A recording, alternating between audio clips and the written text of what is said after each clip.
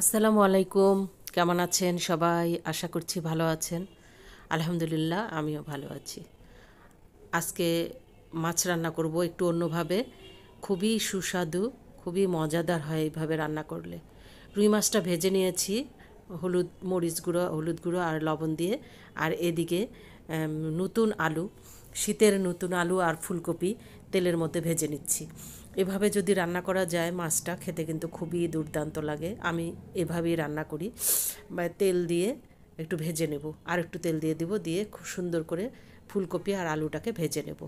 এতে হবে খাবারটা আরও দ্বিগুণ সুস্বাদু হয়ে যাবে। আর আজকে রান্নাটা আমি যেভাবে করছি শেয়ার করছি, খেতে কিন্তু খুবই ভালো হয়েছে।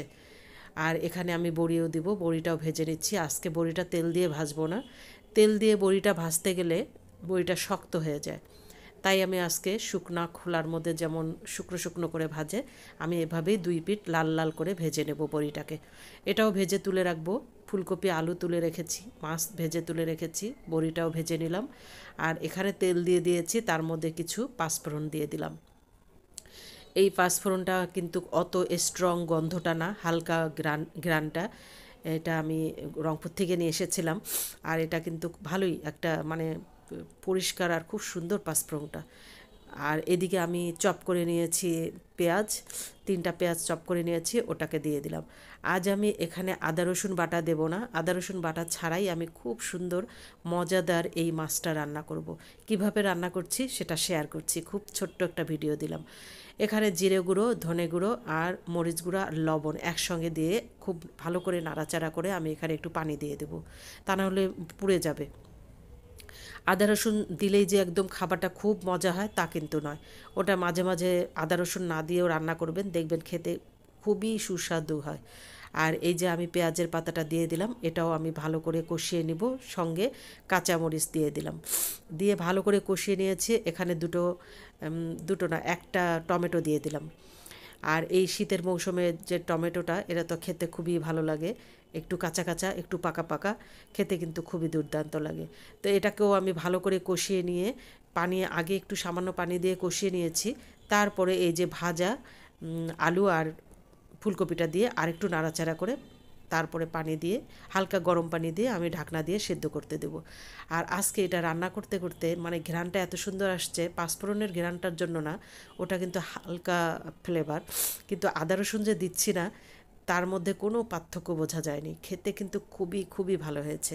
বরঞ্চ আদা রসুন দিলে আমার কাছে মনে হয় অনেকক্ষণ কষালেও গন্ধটা অনেক সময় যায় না মাছের মধ্যে, তখন অনেকেই মাছটা খেতে হয়তো বা পছন্দ করে না। এভাবে রান্না করে দেখবেন যে আদা রসুনের ঝামেলা ছাড়াই খুব সুন্দরভাবে যে মাছ রান্না করা যায় বা খাওয়া যায়, সেটা আমি আজকে খেয়ে তারপরে ভয়েস দিচ্ছি যে খুবই ভালো হয়েছে রান্নাটা। আমি গরম পানি দিয়ে দিলাম, দিয়ে ঢাকনা দিয়ে দেব, দিয়ে একটু ভাজার সময় একটু সিদ্ধ হয়েছে, এখন আর একটু সিদ্ধ হবে, এই জন্য ঢেকে দিলাম ভালো করে কষিয়ে। এই তো শীতকাল এসে গেছে, এখন তো অনেক সবজি, শাক সবজি এসব থাকবে। আর বাসার ছেলেমেয়েরা যারা শাক সবজি খেতে চায় না, বা অনেক সময় ফুলকপিও খেতে চায় না, তাদেরকে এভাবে ভেজে রান্না করে খাওয়ালে কিন্তু ওরা কিন্তু ভালো টেস্ট পাবে। তো আমি একদম একবার ঝোলের পানিটা শুকিয়ে গিয়েছিল, ওটার মধ্যে আরেকটু 1.5 কাপের মতো পানি দিয়েছি, দিয়ে তারপরে আমি এই যে মাছটা দিয়ে দিলাম, ভাজা মাছগুলো দিয়ে দিলাম।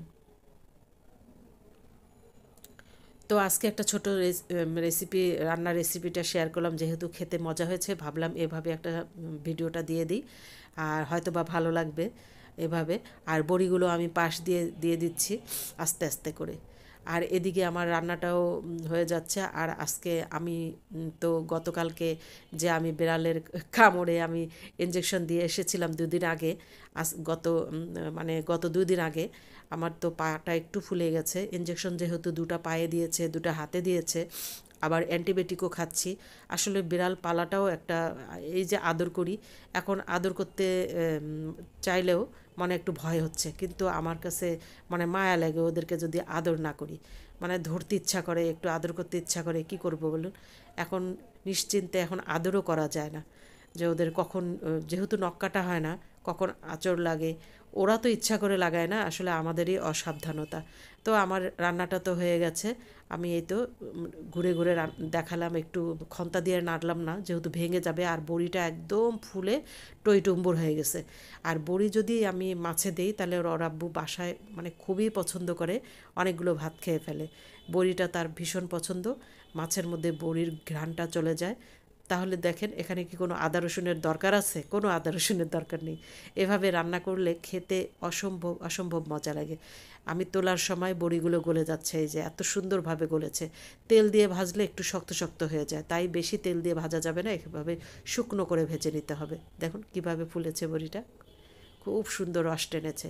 তাই আমি এখনই নামিয়ে ফেলবো, কয়েকটা কাঁচামরিচ, ধনেপাতা আর জিরা গুঁড়ো দিয়েছি। আল্লাহ হাফেজ, সবাই খুব ভালো থাকবেন। আর আগামীকাল আবারও আমি ইঞ্জেকশন দিতে যাব, শেয়ার করব।